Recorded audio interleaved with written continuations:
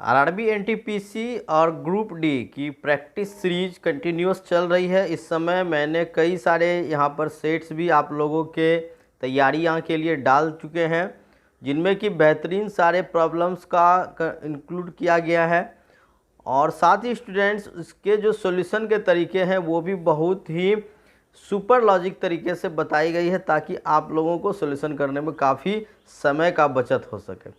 Welcome back, स्वागत है आपके अपने YouTube channel Vidya Vihar computer classes में। मैं हूं विजय सर और आज एक बार फिर से हम लोग एक नए सेट को लेकर कुछ बेहतरीन प्रॉब्लम्स के साथ यहां पर आ चुके हैं। तो आइए शुरुआत करते हैं आज के इस सेशन का। उससे पहले एक मोटिवेशनल कोट्स, अपने काम को एक रहस्य ही रहने दो, अपने काम को एक रहस्य ही रहने दो, लोगों को काम का नतीजा दिखाओ।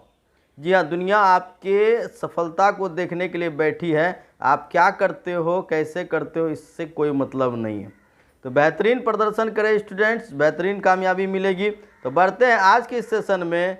यहाँ का प्रॉब्लम आज शुरुआत करते हैं। तो सबसे पहले आज के इस सेशन में आपके बीच जो प्रॉब्लम है स्टूडेंट्स, एक दुकानदार फल खरीदने और बेचने में कम तौल का उपयोग करके 9% तक धोखा देता है, तो उसका कुल लाभ प्रतिशत क्या होगा। तो स्टूडेंट्स बहुत ही बेहतरीन हिसाब है। ऐसे सवाल कई बार आपके कंपटीशंस में पूछे जाते हैं, तो आज मैं इसे बहुत ही बेहतर तरीके से बता रहा हूं। आप लोग बिल्कुल ही इसे ध्यान से देखना है स्टूडेंट्स। सवाल है स्टूडेंट्स, एक दुकानदार फल खरीदने और बेचने में कम तौल का उपयोग करके 9% तक धोखा देता है। स्टूडेंट्स 9% तक धोखा देने का मतलब होता है कि यदि उस व्यक्ति को खरीदने के समय वह 100 किलो फल के जगह पर उस दुकानदार से 109 किलो फल वो खरीद लेता है। आई बात समझो, यानी जिस जगह से वो होलसेलिंग लेता है 100 के जगह वो 109 ले लेता है और कम तौल का उपयोग करके 9% धोखा देता है। यानी बेचते समय वो क्या करता है, आपसे वो 100 रुपये का सामान बोलकर आपसे 109 रुपये का सामान ले लेता है। आई बात समझ स्टूडेंट्स। तो इस प्रकार से अगर देखा जाए तो अगर उसने टोटल उसकी लागत, इससे मल्टीप्लिकेशन कर लेंगे, तो अगर उसकी लागत 10,000 होगी तो वहाँ पर जो उसकी कमाई है वो 11,881, यानी 109 गुना 109 11,881 हो जाती है।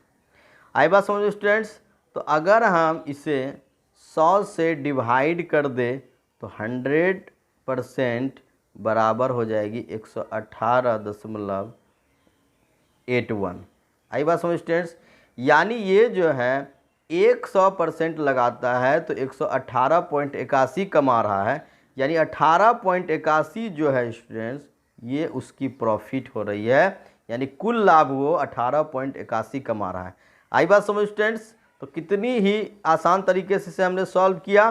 तो बिल्कुल आप लोग इस तरह से अपने प्रैक्टिस को चालू कर दो स्टूडेंट्स, बेहद ही फ़ायदा होगा। और अगर हमारे सेट्स को रेगुलर बनाते रहोगे तो उम्मीद है कि मैथ में आप लोगों को कभी कोई प्रॉब्लम होने नहीं दूंगा। बढ़ते हैं नेक्स्ट प्रॉब्लम की ओर।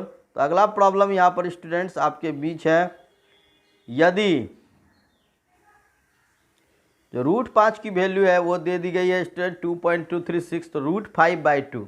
तो यहाँ पर इस प्रॉब्लम में ज़्यादा प्रॉब्लम नहीं है, √5/2 आपको यहाँ पर फाइंड करनी है स्टूडेंट्स। तो √5 की तो वैल्यू दे दी गई है, यानी √5 की वैल्यू आपकी हो गई 2.236/2। तो यहाँ से अगर स्टूडेंट्स हम इसे डिवाइड कर दे तो 1118, यानी कि स्टूडेंट्स ऑप्शन नंबर बी हो गए आपके बिल्कुल ही सही जवाब स्टूडेंट्स। नेक्स्ट प्रॉब्लम स्टूडेंट्स, यहाँ पर आपको एचसीएफ ज्ञात करना है 315, 630 और 945 का। तो स्टूडेंट्स हाल ही में मैंने एक क्लास दी है आपको, मैंने वहाँ पर एचसीएफ का A-B और B-C फार्मूला के बारे में वहाँ पर मैंने इसमें बताया है। तो आप लोग के लिए मैंने यहाँ डिस्क्रिप्शन में स्टूडेंट्स लिंक दे दी है। आप लोग डिस्क्रिप्शन में लिंक से जाकर हमारे उस क्लास को देख सकते हैं और बेहतरीन तरीके से आप एचसीएफ निकालना सीखेंगे। तो आइए स्टूडेंट्स यहाँ पर लोग देखते हैं कितनी आसानी से हम लोग एचसीएफ निकालेंगे। आपको यहाँ पर दी गई है 315, 630 और 945। तो सबसे पहले स्टूडेंट क्या करेंगे, हम लोग इसे ABC मान लेते हैं। सबसे पहले अगर a माइनस बी करेंगे तो स्टूडेंट 315 और 630 और 945 का अगर डिफरेंस निकाले तो स्टूडेंट 315। जब भी अगर a माइनस बी और b माइनस सी इक्वल हो तो स्टूडेंट्स ये आपकी SCF हो गई, SCF हो गई आपकी 315। तो आपके हो गए स्टूडेंट्स ऑप्शन नंबर ए 315 बिल्कुल ही सही जवाब। तो स्टूडेंट इस नियम को डिटेल्स में समझने के लिए आप हमारे डिस्क्रिप्शन में लिंक पे जाकर ज़रूर देखें या फिर हमारे चैनल में जाकर आप इस क्लास को ज़रूर देखें, बेहद ही आपको फ़ायदा होगा। नेक्स्ट प्रॉब्लम स्टूडेंट्स, एक धनराशि साधारण ब्याज की दर पर 10 वर्ष में स्वयं का 3 गुना हो जाती है, तो दर क्या है? समझने की बात है स्टूडेंट्स कि 10 वर्ष में स्वयं का 3 गुना हो जाती है, यानी कि मानकर चलो स्टूडेंट्स अगर हमने 100 रुपये अगर हमने ब्याज पर रखा तो वो पैसा हमारा 10 साल में कितने हो गए? 300 रुपये हो गए। तो स्टूडेंट्स क्या ये आप बता सकते हो कि 300 रुपये में हमारा सिंपल इंटरेस्ट उसमें कितना आया? तो क्योंकि 100 तो हमने रखा है तो यहाँ पर जो हमारा SI हो गया, SI तो हमें 200 ही आएगा क्योंकि 100 रुपये तो उसमें मेरा अपना पूंजी है स्टूडेंट्स। आई बात समझ में? तो अगर 200 रुपये ब्याज आता है वो कितने साल में आया स्टूडेंट्स? 10 साल में आया, यानी कि आपकी ब्याज की दर क्या हो गई? 20% वार्षिक हो गई। अगर 10 साल में 200 रुपये ब्याज आया तो प्रति वर्ष कितना आया? 20 रुपये आया, तो 20% ब्याज की दर हो गई। आई बात समझ स्टूडेंट्स? तो बढ़ते हैं नेक्स्ट प्रॉब्लम की ओर। अब सवाल स्टूडेंट्स की दो संख्याओं का योगफल 30 है और उनका LCM 25 है, तो बड़ी संख्या ज्ञात करें। तो ऐसे सवाल में स्टूडेंट्स हमें क्या करना है? अधिक दिमाग नहीं लगाना है, हम इसे ऑप्शन से कर सकते हैं। क्योंकि योगफल 30 है तो अगर हम स्टूडेंट छोटी संख्या को 5 मान लें ऑप्शन 1 के हिसाब से, तो 5 और 25 हो जाएगी ये, तभी तो आपके 25 5 30 होंगे क्योंकि योगफल 30 है। अगर संख्या 5 और 25 होती है तो इसका LCM क्या हो जाएगा स्टूडेंट्स? LCM इसका 25 हो जाएगा। आई बात समझ स्टूडेंट्स? तो तब LCM जो होती है स्टूडेंट्स, किसी भी जोड़े का LCM हमेशा कोई एक ही नंबर हो सकती है और दो अलग अलग संख्याओं का योगफल और LCM कभी समान नहीं होता। इसलिए स्टूडेंट्स अगर योगफल 5 और 25 30 है और LCM 25 आ रही है तो इसका कोई दूसरा ग्रुप नहीं हो सकता स्टूडेंट। इसलिए सबसे जो बड़ी संख्या है इन दोनों में से वो हो जाएगी आपकी यहाँ पर 25। तो उम्मीद है स्टूडेंट्स इस चीज़ को आप लोग समझ चुके होंगे। तो बढ़ते हैं नेक्स्ट प्रॉब्लम की ओर। तो अगला प्रश्न है स्टूडेंट्स, यदि प्लस का अर्थ गुना, माइनस का अर्थ भाग, गुना का अर्थ प्लस और भाग का अर्थ माइनस है तो 512 माइनस 8 प्लस 5 भाग 73 गुना 92 का मान क्या होगा? तो स्टूडेंट्स ये अक्सर रीजनिंग में सवाल ऐसे पूछे जाते हैं, लेकिन कभी कभी ऐसे सवाल मैथ में भी पूछे जाते हैं, तो आपको इससे कोई लेना देना नहीं है, आपको इसके सॉल्यूशन को समझना जरूरी है।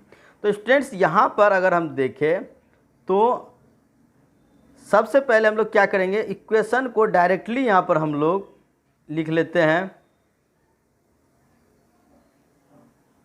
अब स्टूडेंट जैसे 512 माइनस, तो माइनस का अर्थ क्या है? डिवाइड है, तो हमने डिवाइड 8 लगा दिया। फिर प्लस इसके बाद है स्टूडेंट, तो प्लस का अर्थ क्या होता है? तो यहाँ पर प्लस का अर्थ है गुना, तो गुना 5 हो गए स्टूडेंट्स। भाग का अर्थ क्या होता है? तो भाग का अर्थ है माइनस और गुना का अर्थ है प्लस, तो प्लस 92 यहाँ पर हमने इस तरह से पुट कर लिया।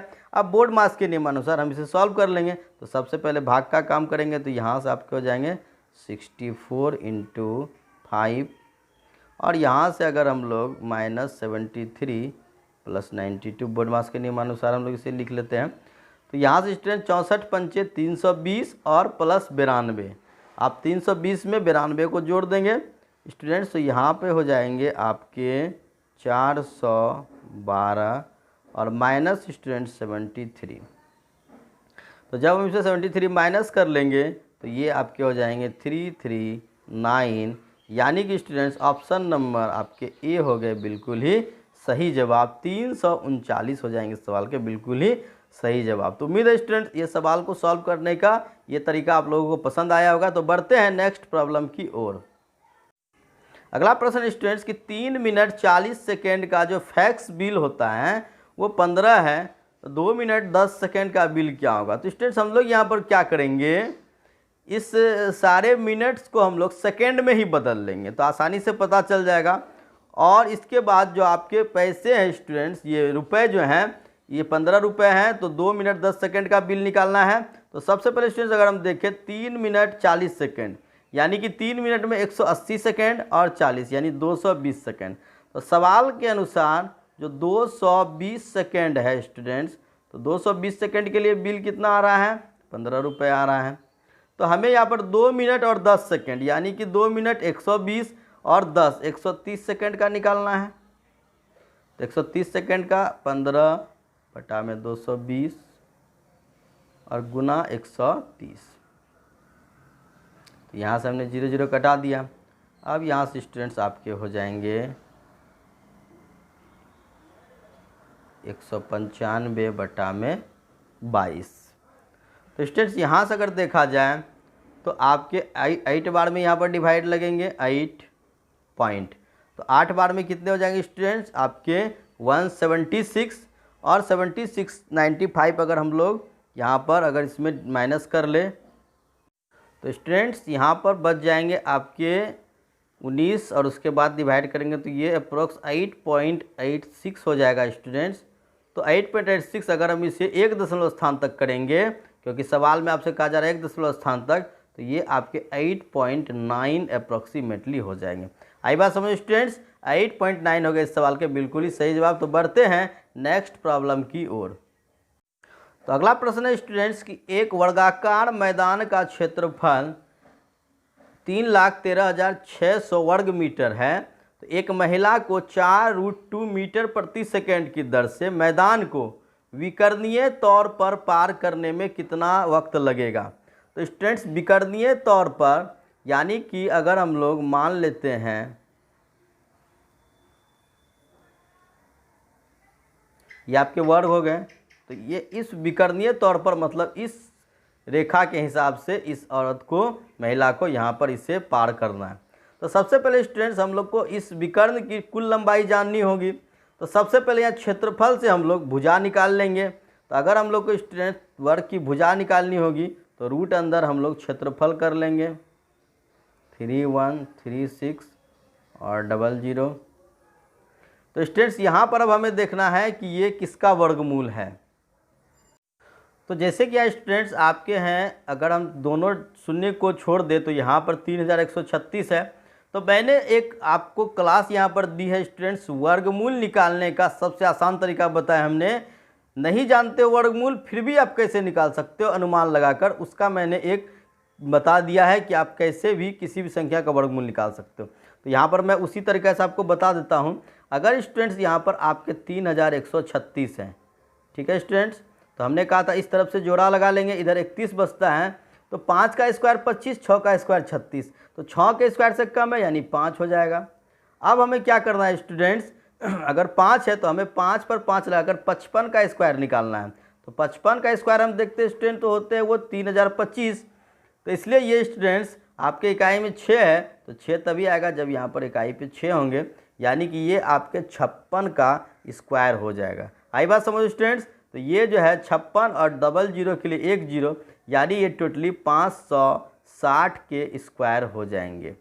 ठीक है स्टूडेंट्स, तो ये आपके वर्गमूल हो गए इसके 560।